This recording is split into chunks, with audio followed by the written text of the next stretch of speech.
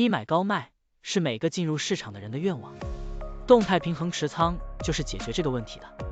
举个例子，就是保持现金和股票始终是50%比50%，当价格下跌的时候就买入一些，当价格上涨的时候就卖出一些。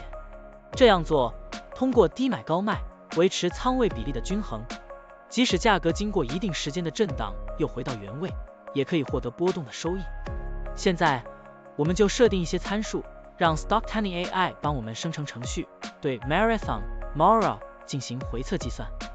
设定参数如下：检查间隔，每周五按照收盘价检查一次；价格梯度，每变化10%就启动买入或者卖出操作；运行时间从2023年1月1日到2024年4月30日；交易手续费设定为0.30%。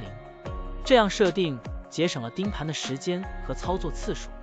好了，按照上面的设定，程序运行的结果是累计交易38次，期末持仓价值269432.02元，盈利169.43%。相比持仓不动，多盈利负260.86%。如果你希望更频繁的交易，可以把参数修改为持股仓位70%，每天按照收盘价检查一次持仓，每变化5%就进行平衡，这样就可以得到新的回测结果。累计交易148次，期末持仓价值383589.81元，盈利283.59%。相比持仓不动，多盈利负146.70%。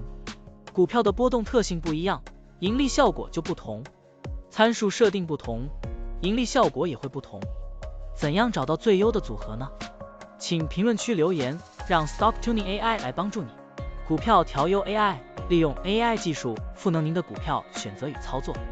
本站内容不构成对任何人的投资建议，您应当基于自己的独立判断做出决策。